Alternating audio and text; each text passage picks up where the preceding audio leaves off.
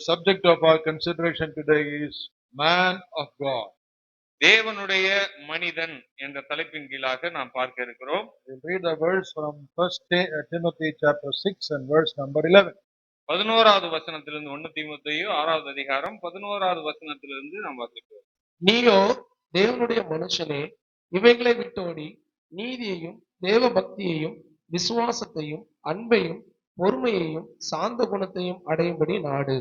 Here is Apostle Paul writing to his young son in the faith, Timothy.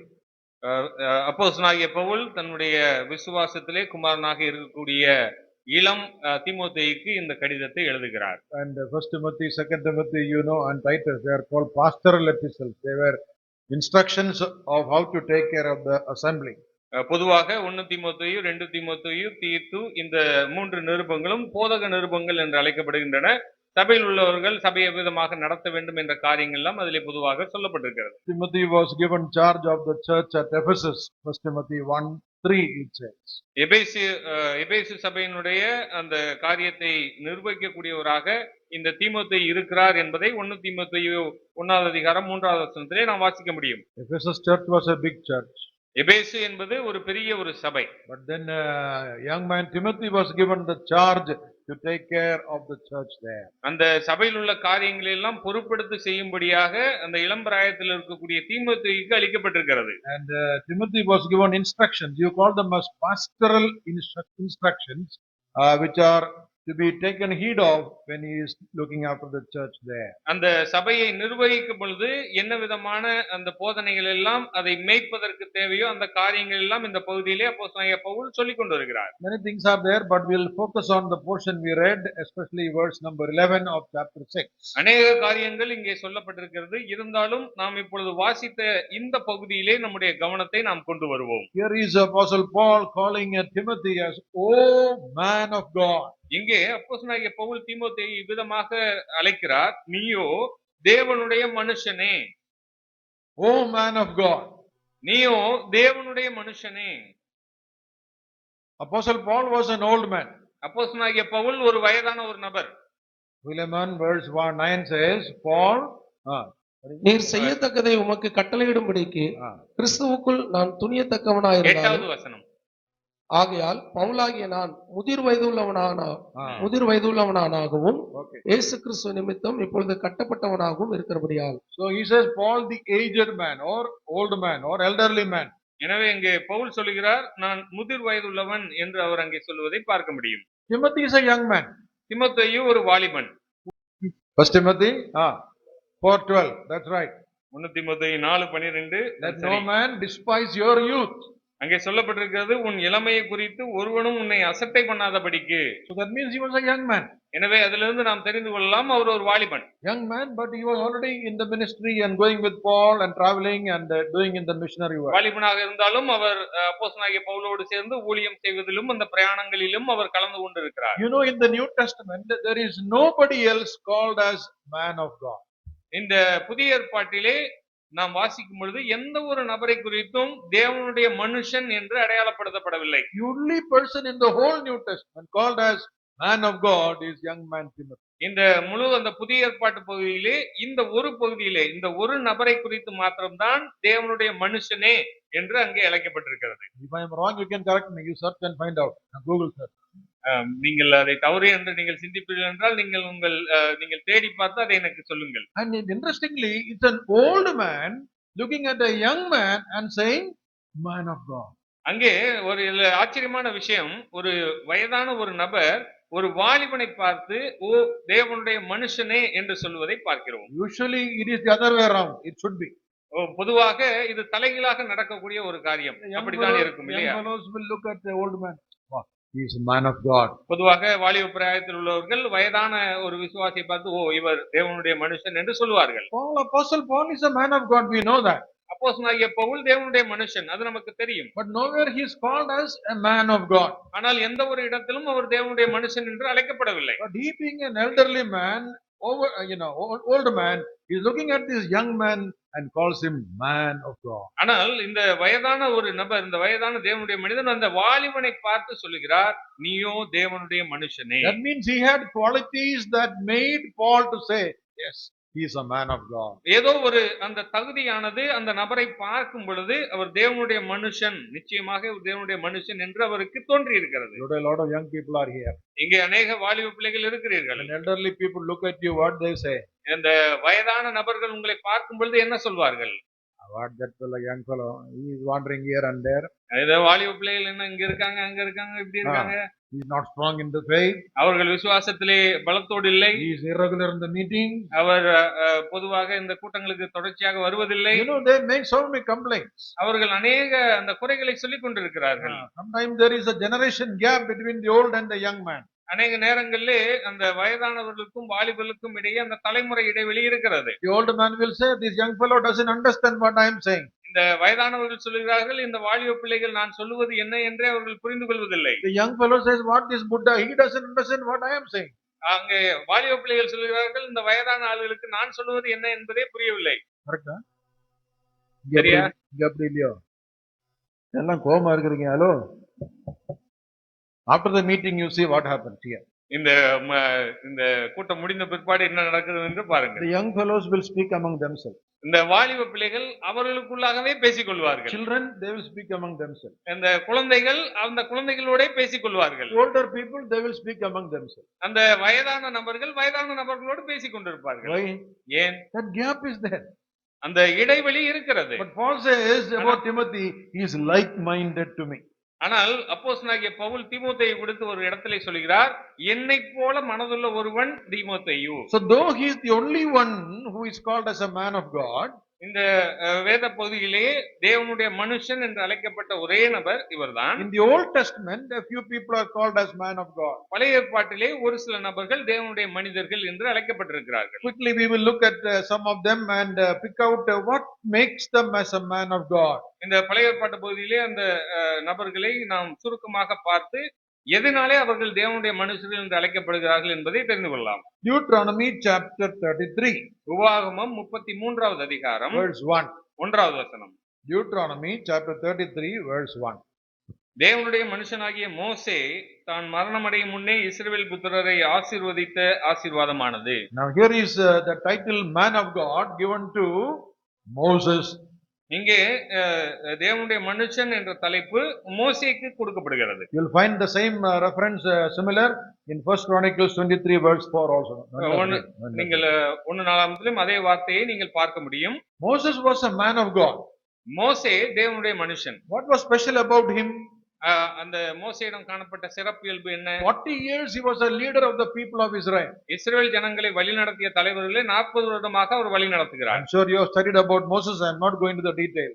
நீங்கள் மோசேயை குறித்து நீங்கள் படித்திருப்பீர்கள் என்பதை நான் அறிகிறேன். அதனால் நான் அதை குறித்து அதிகமாக பேசவில்லை. He was a leader, he was a lawgiver, he was an administrator. So many qualities about the Moses. அவர் அவர்களை தலைமை தாங்கி நடத்துபவராக இருந்தார். அவர் சட்டத்தை தருபவராக இருந்தார். அவர்களை எல்லாம் அவர் வழி நடத்துபவராக இருந்தார். இப்படி அநேக காரியங்கள் இருக்கின்றன. But I think the most important title or the outstanding title is the man of God.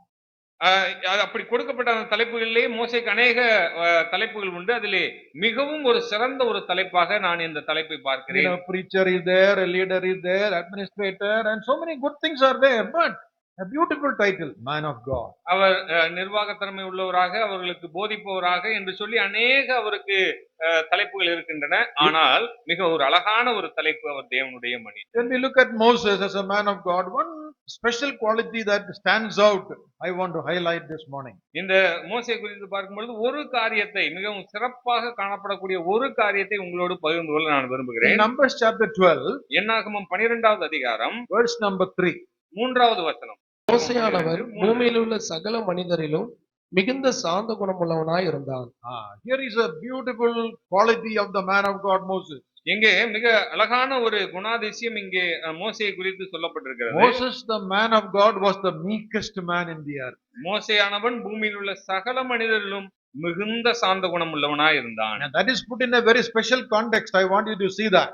அங்கே ஒரு மிகச்சிறந்த ஒரு காரியம் அங்கே சொல்லப்பட்டிருக்கிறது. அதை உங்களுக்கு நான் ஞாபகப்படுத்த விரும்புகிறேன். In verse 1 it says Miriam and brother Aaron, they spoke against Moses. அங்கே பார்க்கிறோம் அவரோடு கூட பிறந்த சகோதர சகோதரிகளாக இருப்பவர்கள் மிரியமும் ஆரோனும் மோசேக்கு விரோதமாக அவர்கள் பேசுகிறார்கள். Because he married an Ethiopian woman. அதுவும் அந்த மோசே திருமணம் செய்த அந்த எத்தியோப்பிய ஸ்திரீயின் நிமித்தம் அங்கே அந்த பிரச்சனை வருகிறது. But in verse 2 we are told that they did not talk about that marriage issue. They spoke about the authority of Moses. ஆனால் அங்கே 2வது வசனத்தை பார்க்கும் பொழுது அவர்கள் அந்த திருமணத்தில் இருக்கக்கூடிய காரியத்தை குறித்து அவர்கள் பேசவில்லை. மோசேயினுடைய அந்த அதிகாரத்தையும் அவருடைய அந்த தலைமைத்துவத்தையும் குறித்து பேசுகிறார்கள். So actually what is in their mind is about the marriage. அவர்களுடைய அந்த மனதிலேயே அந்த திருமணத்தை குறித்து எதுவும் இல்லை. It is in their mind, but that they did not speak out. அதை அவர்கள் மனதிலே வைத்திருந்தார்கள், ஆனால் அதை பற்றி அவர்கள் பேசவில்லை. See, brother and sister of Moses, Aaron and Miriam. மிரியமும் ஆரோனும் மோசேயினுடைய சகோதர சகோதரிகள். Looked at the wife he brought. அந்த மோசே கொண்டு வந்த அந்த ஸ்திரியை பாருங்கள். She is from where? அவள் எங்கே இருந்து வந்திருக்கிறாள்? Ethiopian woman itself. எத்தியோப்பியா தேசத்து ஸ்திரீ என்று சொல்லப்பட்டிருக்கிறது. How will the Ethiopian woman look like? எத்தியோப்பிய ஸ்திரீ பார்ப்பதற்கு எப்படி இருப்பார்கள்? Black or dark? Okay, both. Black and dark. கருப்பா அல்லது மிக Negro, na? Okay. How about Moses? மோசேயினுடைய காரியம்? We see that he was very beautiful, very handsome. அங்கே வேதத்திலே வாசிக்கும் அவன் மிக அழகான ஒருவன், மிகவும் ஒரு நல்ல ஒரு வாலிபன். Just imagine Moses and the wife standing together. அந்த மோசேயும் அவனுடைய மனைவியும் நிற்கிறார்கள் என்று பாருங்கள். அதை நீங்கள் கற்பனை செய்து பாருங்கள். Black and white. கருப்பு வெள்ளை. People will say, what is it? You are blind or what when you got married? நீங்கள் ஜனங்கள் அதை பார்த்து சொல்வார்கள், ஒருவேளை உனக்கு குருடா, உனக்கு கண்ணு தெரியவில்லை. Especially Miriam would have spoken more, I think. அநேகமாக இந்த சகோதரி மிரியம் அதிகம் பேசி இருப்பார்கள். Correct? They are laughing, correct. The point is that is in their mind, but they don't have the guts to speak to Moses about that. அவர்களுடைய இருதயத்திலே அந்த எண்ணம் இருந்தது, ஆனால் அதை பற்றி மோசேயிடம் தைரியமாக பேசுவதற்கு அவர்களால் முடியவில்லை. Suppose they said, Moses, why did you marry this woman? ஒருவேளை அவனை பார்த்து ஏன் இந்த ஸ்திரியை நீ விவாகம் செய்தாய் என்று அவர்கள் கேட்டிருப்பார் என்றால், What Moses will say? மோசே என்ன சொல்லியிருப்பார்? What is your problem? She is my wife only. No, what is your problem? உங்களுக்கு இதனால என்ன பிரச்சனை? அது என்னுடைய மனைவி தானே. So nothing to say. அதன் பிற்பாடு எதுவும் சொல்ல முடியாது. Keeping that in the mind, telling something else. Who appointed Moses? Why is the authority? Who is he to speak against things in the எனவே அதை அவர்கள் மனதிலே வைத்துக் கொண்டு வேறு விதமாக அவர்கள் பேசுகிறார்கள். இந்த அதிகாரத்தை உனக்கு கொடுத்தது யார் என்று. Then the next verse says he was very mean.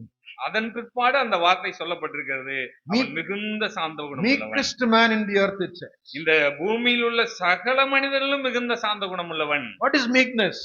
சாந்த குணம் என்றால் என்ன? Meekness actually is not weakness. இந்த சாந்த குணம் என்பது பலகீனம் அல்ல. Meekness is not telling what to do.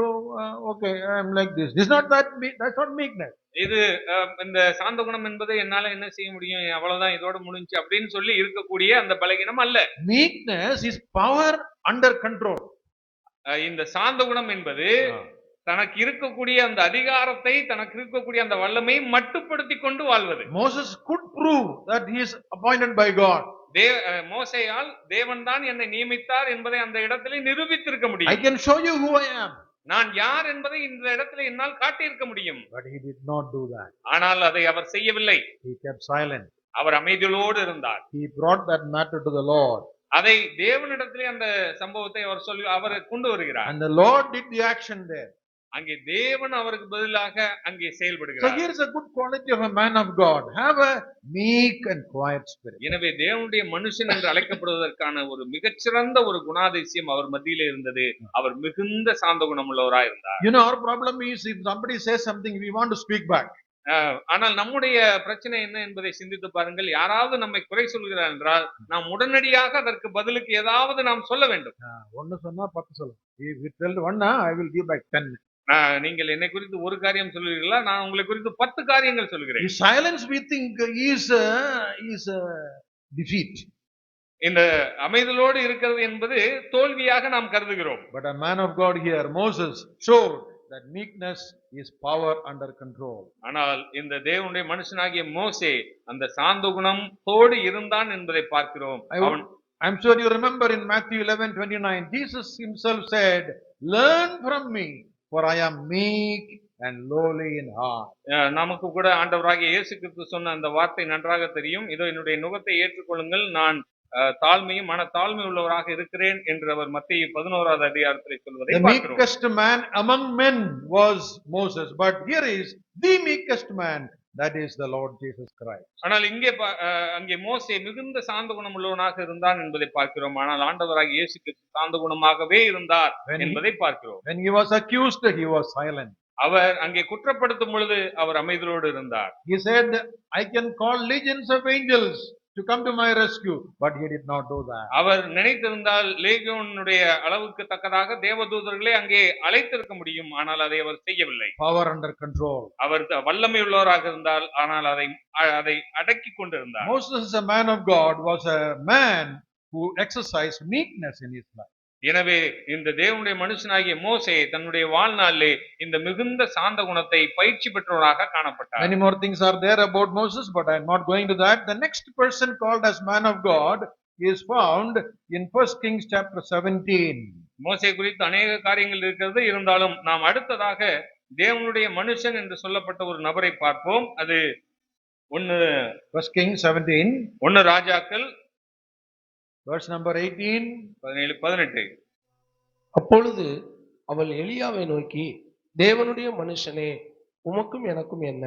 Yeah, verse 24 also. 24வது வசனம். அப்பொழுது அந்த ஸ்திரீ எலியாவை நோக்கி, நீர் தேவனுடைய மனுஷன் என்றும் உம்முடைய வாயிலிருந்து பிறக்கும் கர்த்தரின் வார்த்தை உண்மை என்றும் இதனால் இப்பொழுது அறிந்திருக்கிறேன் என்றாள். Yeah. Here is a second person in the Old Testament called as man of God. இங்கே பழைய ஏற்பாட்டிலே தேவனுடைய மனுஷன் என்று அழைக்கப்பட்ட இரண்டாவது நபரை குறித்து பார்க்கிறோம். In the New Testament there is only one person. புதிய ஏற்பாட்டிலே ஒரே ஒரு நபர் தான். That is Timothy. அது தீமோத்தேயு. But in the Old Testament, ஆனால் இந்த பழைய ஏற்பாட்டிலே Moses is called as a man of God. மோசே தேவனுடைய மனிதன் என்று அழைக்கப்பட்டிருக்கிறார். Among the many qualities of the man of God, the outstanding one we highlighted is meekness. தேவனுடைய மனுஷன் என்று சொல்வதற்கு அநேக காரியங்கள் மோசையிடம் காணப்பட்டது. Now, here ஆனால் the- எல்லாவற்றையும் மீறான அந்த சாந்த குணம் இருந்தது. Here is the second man, இரண்டாவதாக சொல்லப்பட்ட இந்த நபர் Elijah. எலியா. What is Elijah known for? இந்த எலியாவுடைய காரியம் என்ன? When we think about Elijah, the first thing that comes to our mind is he did lot of miracles. அங்கே எலியா குறித்து நாம் சிந்திக்கும் பொழுது அவர் அநேக அற்புதங்களை செய்தார் என்பது நம்முடைய நினைவுக்கு முன்பதாக வருகிறது. He stopped the rain, he brought the rain. அவர் மலையை நிறுத்தினார், மலையை கொண்டு வந்தார். So we think he is a man of power. அவர் ஒரு வல்லமையுள்ள ஒரு மனிதர் என்பது நமக்கு தெரிகிறது. You know about John the Baptist also, we are told that he will come in the spirit and power of Elijah. நாம் புதிய ஏற்பாட்டிலே யோவான் ஸ்நானகனை குறித்து பார்க்கும் பொழுது அவன் எலியாவின் ஆவியுடையவராக வந்தார் என்பதை குறித்து பார்க்கிறோம். But then what is the secret of his power?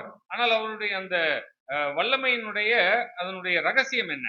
It is not simply power in himself. If you see James chapter 5, you know, he was a man of prayer. ஆனால் அந்த வல்லமை ஏதோ அவருடைய மனதிற்குள்ளாக இருந்து வந்தது என்ற காரியத்தும் அல்ல.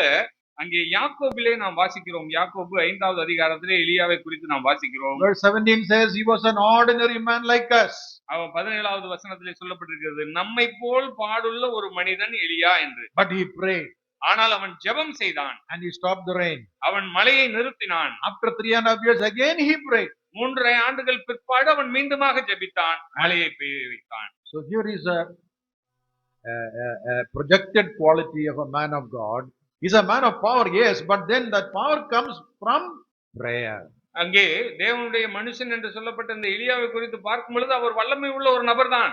ஆனால் அந்த வல்லமை எதன் அடிப்படையிலே வருகிறது என்றால் அவர் ஜெபம் பண்ணுவராக இருக்கிறார். If you come to 1 Kings 17 again, இங்கே 1 ராஜாக்கள் 17வது அதிகாரத்துக்கு மீண்டுமாக வருவோம். you see we don't read anywhere that he prayed. இந்த இடத்திலே அவர் எங்கேயாவது ஜெபித்தார் என்று நாம் எதையும் பார்க்க முடியாது. For example, look at verse 1. 1வது வசனத்தை பாருங்கள். He is standing before King Ahaz. அங்கே ராஜா ஆகாப்புக்கு முன்பாக அவர் நிற்கிறார். And he says, as the Lord God of Israel lives before whom I stand, there shall be no rain. அங்கே அவர் சொல்கிறார், என் வாக்கின்படியே என்று இந்த வருஷங்களிலே பனியும் மழையும் பெய்யாதிருக்கும் என்று இஸ்ரவேலின் தேவனாகிய கர்த்தருக்கு முன்பாக நிற்கிற நான் அவருடைய ஜீவனை கொண்டு சொல்லுகிறேன் என்றான். So he is telling there will be no rain for next 3.5 years. எனவே அங்கே அவர் சொல்லுகிறார், இனி அடுத்த ஒரு 3 ஆண்டுகளுக்கு மழை இல்லை என்று அவர் சொல்லுகிறார். Wow, how can you be so sure? அது எவ்வளவு தீர்க்கமாக அவர் சொல்லுகிறார், எப்படி அவர் சொல்லுகிறார், How courageously he is saying this. எவ்வளவு ஒரு இதுதான் நடக்கும் என்ற ஒரு நிச்சயத்தோடு அவர் சொல்லுகிறார். Because he says, I stand before God. எனவே அவர் அங்கே சொல்லுகிறார், நான் தேவனுக்கு முன்பாக நிற்கிறேன். Now, when do you stand before God? எப்பொழுது தேவனுக்கு முன்பாக நின்றார்? You stand before God in prayer. அவர் ஜெபத்திலே தேவனுக்கு முன்பாக அவர் நின்றார். Before standing before the king, he stood before the King of Kings. அவர் ராஜாவுக்கு முன்பதாக நிற்பதற்கு முன்பதாக அவர் ராஜாதி ராஜாவாக இருக்கக்கூடிய தேவனுக்கு முன்பாக நின்றார். And in chapter 19, 19வது அதிகாரத்திலே, 18, 18வது அதிகாரத்திலே you see how before bringing the rain again after 3.5 years, he cast himself on the floor. இந்த 3 வருடங்களுக்கு பிற்பாடு எவ்விதமாக அவர் மலையை திரும்ப கொண்டு வந்தார் என்பதை பார்க்கும் பொழுது அவர் தேவனுக்கு முன்பதாக அவர் முழுவதுமாக அங்கே பணிந்து கொண்டார். 1842 says, 18வது அதிகாரம் 42வது he வசனம், cast himself down upon the earth and put his face between his knees. அங்கே பார்க்கிறோம், எலியா கர்மேல் பர்வதத்தினுடைய சிகரத்தின் மேல் ஏறி தரையிலே பணிந்து தன் முகம் தன் முழங்காலில் பட குனிந்து. Then rain came. Verse 45 says, great rain was. அங்கே 45வது வசனத்திலே பார்க்கிறோம், மழை வந்தது. It doesn't say he prayed, but the posture in prayer is recorded. ஆனால் அங்கே ஜெபம் செய்தார் என்று அங்கே பதிவு செய்யப்படவில்லை. ஆனால் எந்த ஒரு நிலையிலே அவர் இருந்தார் என்பதை குறித்து அங்கே சொல்லப்பட்டிருக்கிறது. When you come back to the previous chapter 17, அங்கே 17வது அதிகாரத்திற்கு வருவோம் என்றால், in the context of that miracle that happened there, அந்த அவர் செய்த அந்த அதிசயத்தை குறித்து அந்த காரியத்தை பார்ப்போம் என்றால், there is one word used about the way Elijah prayed. அங்கே எப்படிப்பட்ட நிலைமையிலே எலியா அங்கே ஜெபம் செய்தார் என்பது சொல்லப்பட்டிருக்கிறது. Chapter 17 verse 20. 17வது அதிகாரம் 20வது வசனம். And he cried unto the Lord and said unto him. என் தேவனாகிய கர்த்தாவே, நான் தங்கியிருக்க இடம் கொடுத்த இந்த விதவையின் மகனை சாக பண்ணியதனால் அவளுக்கு துக்கத்தை வருவித்ததோ என்று கர்த்தரை நோக்கி கூப்பிட்டு. Okay, he cried unto the Lord, it says. அங்கே தேவனை நோக்கி அவர் கதறி அழுதார் என்று சொல்லி சொல்லப்பட்டிருக்கிறது. Verse 22 says the Lord heard his voice. 22வது வசனம் சொல்லப்படுகிறது, கர்த்தர் எலியாவின் சத்தத்தை கேட்டார். How did he pray? அவர் எப்படி ஜெபம் செய்தார்? The prayer was so intense that, it says God heard it. அந்த ஜெபம் மிகுந்த ஒரு வல்லமை உள்ளதாக இருந்தது. அந்த சத்தத்தை தேவன் கேட்டார். It was not simply lip service, it came from the depth of his heart. அது ஏதோ உதட்டிலிருந்து வந்த ஜெபம் அல்ல, தன்னுடைய இருதயத்தின் ஆழத்திலிருந்து வந்த ஒரு ஜெபம். No wonder he was a man of power. எனவே அவர் ஒரு வல்லமையுள்ள ஒரு மனிதர் என்பது அதை குறித்து நாம் ஆச்சரியப்பட தேவையில்லை. Man of God, a man of prayer. அவர் தேவனுடைய மனுஷனாக இருந்தார். அவர் தேவனை நோக்கி ஜெபம் செய்பவராக இருந்தார். Prayer is something that we need to develop and increase in our Christian life. நம்முடைய கிறிஸ்தவ வாழ்க்கையிலே நாம் இந்த ஜெபத்தினுடைய அந்த காரியத்திலே இன்னும் அதிகமாக நாம் வளர்கிறவர்களாக இருக்க வேண்டும். A prayerful Christian is a powerful Christian. எனவே ஜெபிக்கக்கூடிய கிறிஸ்தவர்கள் வல்லமையுள்ள கிறிஸ்தவர்களாக இருப்பார்கள். A prayerless Christian is a powerless Christian. எனவே இந்த ஜெபம் இல்லாத கிறிஸ்தவர்கள் அந்த வல்லமை இல்லாத கிறிஸ்தவர்களாக இருப்பார்கள். The third example of man of God in the Old Testament is Elisha, that is the successor of and companion of Elijah. எனவே இந்த பழைய ஏற்பாட்டிலே மூன்றாவதாக தேவனுடைய மனுஷன் என்று அழைக்கப்படுபவர் Elisha. He is a man of miracles. அவர் அற்புதங்களை செய்த ஒரு மனிதன். We read in 2 Kings chapter 5. 2 ராஜாக்கள் 5வது அதிகாரத்திலே நாம் அதை குறித்து வாசிக்கிறோம். Look at verse 8. 8வது வசனம். And it was so when Elisha, the man of God. அங்கே சொல்லப்பட்டிருக்கிறது, எலிசா தேவனுடைய மனுஷன். Verse 14. 14வது வசனம். He went down, dipped himself 7 times in Jordan according to the saying of the man of God. அங்கே அந்த 7 முறை அந்த யோர்தானிலே முழுகி எழுந்த பிற்பாடு இது இந்த எலிசாவை குறித்து அவன் தேவனுடைய மனுஷன் என்று சொல்வதை பார்க்கிறோம். Verse 15. 15வது வசனம். And he returned to the man of God. எனவே அந்த தேவனுடைய மனுஷனுக்கு திரும்பி வந்தான் என்று அங்கே சொல்லுகிறார். 3 times in this chapter Elisha is called as man of God. இந்த ஒரு அதிகாரத்திலே 3 முறை எலிசா தேவனுடைய மனுஷன் என்று சொல்லப்பட்டிருக்கிறது. When you think of Elisha, the first thought that comes to your mind is a man who had the double portion of the spirit of Elijah. நாம் Elisha என்று நாம் பார்க்கும் பொழுது முதலாவதாக நம்முடைய ஞாபகத்துக்கு வருவது அவர் இரட்டைத்தனையாக ஆசீர்வாதங்களை எலியாவிடமிருந்து பெற்றுக்கொண்டவர் என்பது நமக்கு தெரியும். That was the desire of Elisha. அதுதான் எலிசாவினுடைய ஒரு வாஞ்சையாக இருந்தது. When Elijah said, "What do you want from me?" எலியா எலிசாவை பார்த்து கேட்கிறார், என்னிடத்திலிருந்து உனக்கு என்ன வேண்டும் என்று. We know that in chapter 2 it is there, where he says, "I want the double portion of your spirit." அது அந்த 2வது அதிகாரத்தில் சொல்லப்பட்டிருக்கிறது, இரட்டைத்தனையான ஆவியை எனக்கு தாரும்.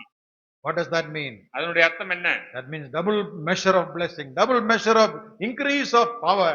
அது இரட்டைத்தனையாக 2 மடங்கு அந்த வல்லமை வேண்டும் என்பதாக இருக்கிறது. And it is said that Elisha performed 16 miracles when Elijah did only 8 miracles. எலியா 8 அற்புதங்களை செய்தார், ஆனால் இரட்டைத்தனையாக பெற்றுக்கொண்ட எலிசா 16 அற்புதங்களை செய்தார் என்று வேதம் பதிந்து வைக்கிறது. So what I want to focus upon Elisha is the man of God who desires to do, not be satisfied average. I want to do more than what others are doing. ஏதோ ஒரு நார்மலான ஒரு நிலையிலே இந்த காரியங்கள்லாம் செய்ய வேண்டும் என்ற ஒரு வாஞ்சையே இல்லை, அதை விட அதிகமாக நான் செய்ய வேண்டும் என்ற ஒரு பேர் ஆர்வத்தோடு அவர் இருந்தார். Others are doing one chapter. Okay, I will also read one chapter. எல்லாரும் ஒரு அதிகாரம் வாசிக்கிறார்கள், நானும் ஒரு அதிகாரம் வாசிக்கிறேன். No, I want to do more. இல்லை, நான் இன்னும் அதிகமாக செய்ய வேண்டும். You see, we are many times content and satisfied. Oh, all are coming like that. I am also like that. ஏன்னா அநேக நேரங்களிலே நாம் இப்படியாக நம்மை திருப்திப்படுத்திக் கொள்கிறோம். அவர்கள் எல்லாரும் இப்படித்தான் வருகிறார்கள், நாமும் இப்படியே இருப்போம். Complacency of what we have is not a quality of a man of God. இங்கே இருக்கக்கூடியவற்றிலே நாம் நம்மை நாமே ஏதோ சரிப்படுத்திக் கொண்டு இருப்பது தேவனுடைய மனிதனுடைய குணாதிசயம் அல்ல. Physical things we should be satisfied. My house, my heart, whatever I have, I am satisfied. நீங்கள் சரீர பிரகாரமாக பெற்றக்கூடிய ஆசீர்வாதங்களுக்கு நீங்கள் போதும் என்ற மனதோடு இருக்கலாம். But spiritually I need more. ஆனால் ஆவிக்குரிய நிலைமையிலே இன்னும் அதிகமாக வேண்டும் என்று உங்களுக்கு விருப்பம் இருக்க வேண்டும். Read more. இன்னும் அதிகமாக வாசிக்க வேண்டும். Pray more. இன்னும் அதிகமாக ஜெபிக்க வேண்டும். Grow more. இன்னும் அதிகமாக வளர வேண்டும். More than what the elders or evangelists. I want to do more than him. இந்த மூப்பர்களோ இந்த சுவிசேஷகரோ செய்யக்கூடிய காரியத்தை விட அநேக காரியங்களை நான் செய்ய வேண்டும் என்ற வாஞ்சை இருக்க வேண்டும். And when you have the desire, the Bible says God will fulfill that desire. எனவே இப்படிப்பட்ட வாஞ்சை உங்களுடைய இருதயத்திலே இருக்கிறது என்றால் அதை நிச்சயமாக தேவன் ஆசீர்வதிப்பார் என்று வேதம் சொல்கிறது. That spiritual desire is the quality of a man of God. எனவே இந்த தேவனுடைய மனிதனுக்கு இருக்கக்கூடிய ஒரு மிகச்சிறந்த ஒரு குணாதிசயம் அந்த ஆவிக்குரிய நிலைமையில இருக்கக்கூடிய ஒரு பெரிய வாஞ்சை. So we saw Moses, the man of God. நாம் இதுவரை பார்த்தோம் மோசே தேவனுடைய மனுஷன், Elijah, the man of God. எலியா தேவனுடைய மனுஷன், Elisha, the man of God. Elisha தேவனுடைய மனுஷன். Please come to 2 Chronicles chapter 8 verse 14. இங்கே 2 நாளாகமம் 8வது அதிகாரத்திற்கு 16வது வசனத்துக்கு நேராக வருவோம். 2 Chronicles 8:14. 2 நாளாகமம் 8:14.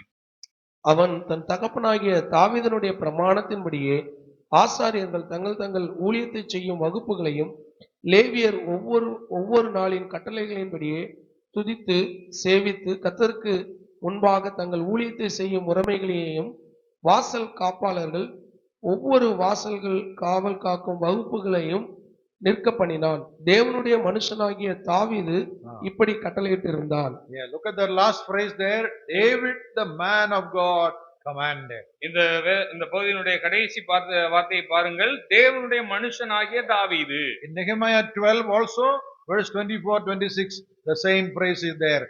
David, the man of God. நெகேமியாவிலும் கூட தாவீது தேவனுடைய மனுஷன் என்று சொல்லப்பட்ட பகுதியை பார்க்க முடியும். So here is the fourth person in the Old Testament called as a man of God.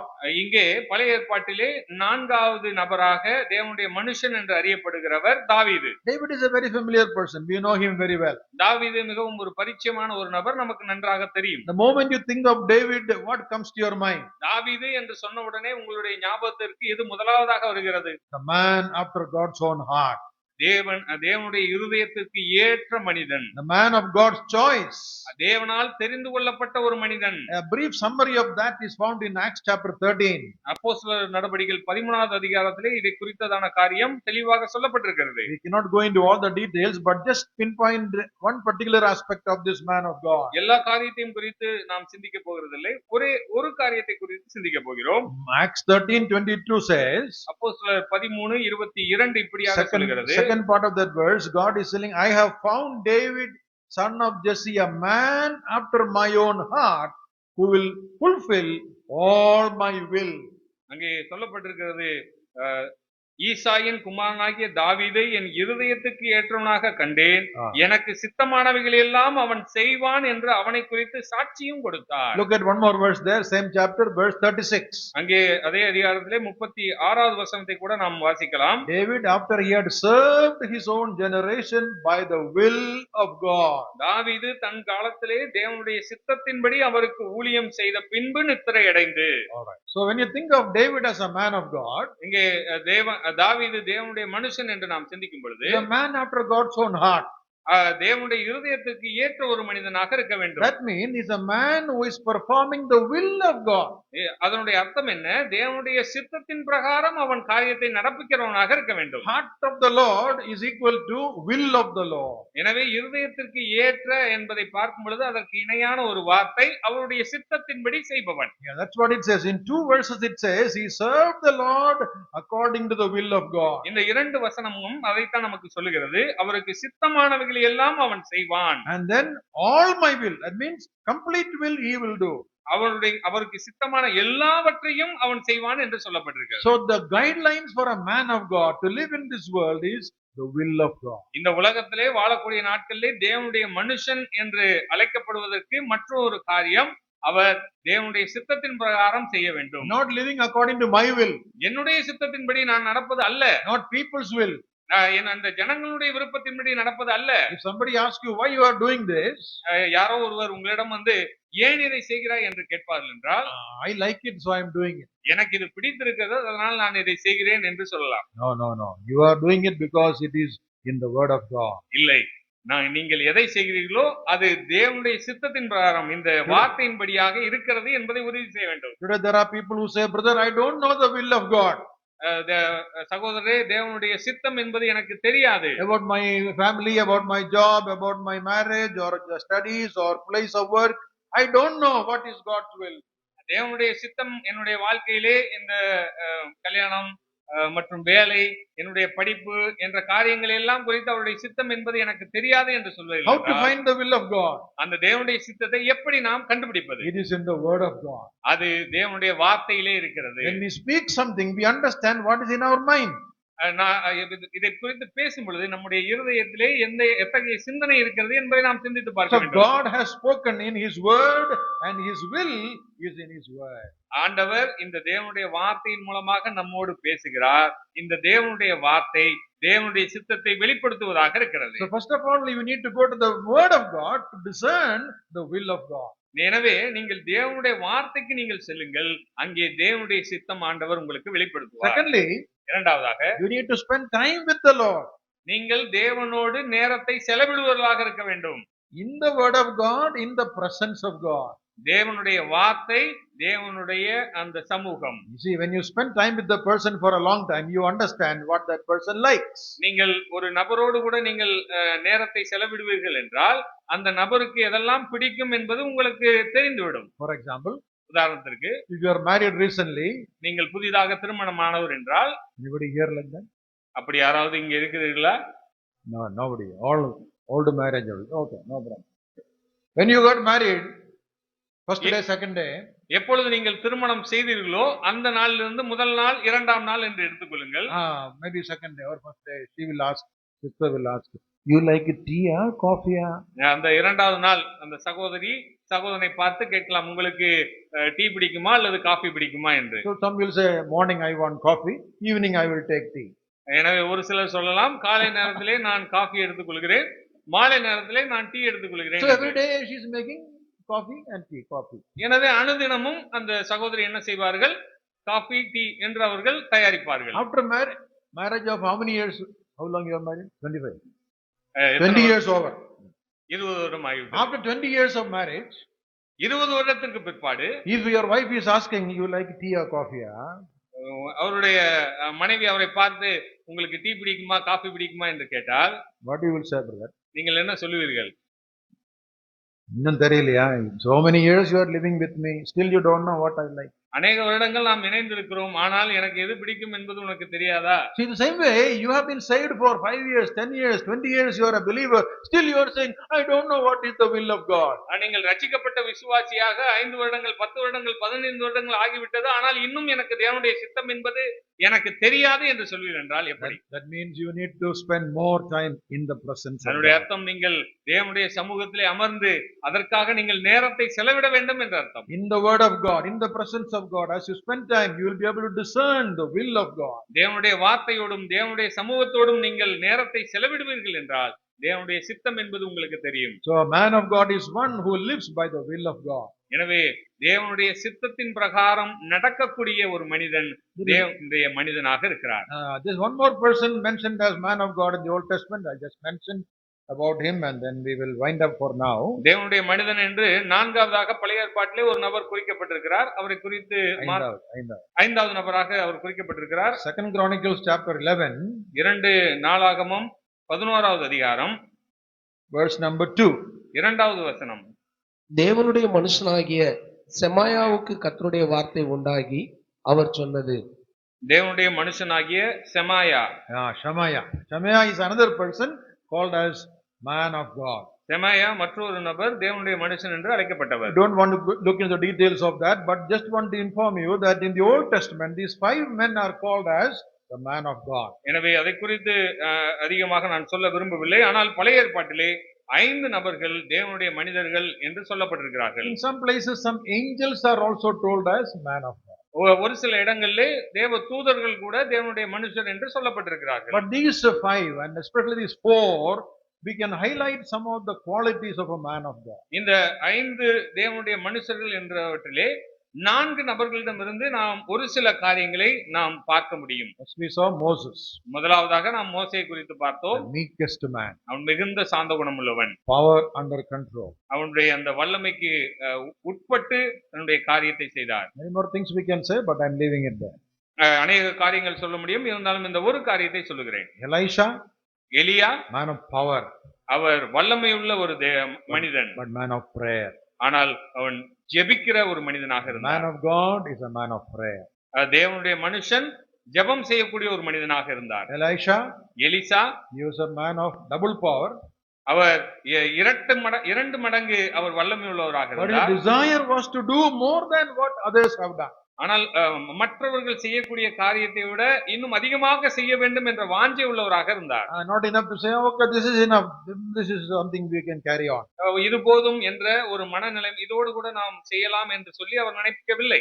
You did this much, I want to do more than that. நீங்கள் இம்மட்டும் நீங்கள் இதை செய்திருக்கிறீர்கள் என்றால் இதை விட இன்னும் அதிகமான காரியங்களை நான் செய்ய வேண்டும் அவன் விருப்பப்பட்டார். A spiritual desire to do great things for God. ஆவிக்குரிய நிலைமையிலே அவர் பேர் ஆர்வம் உள்ளவராக, வாஞ்சை உள்ளவராக அவர் காணப்பட்டார்.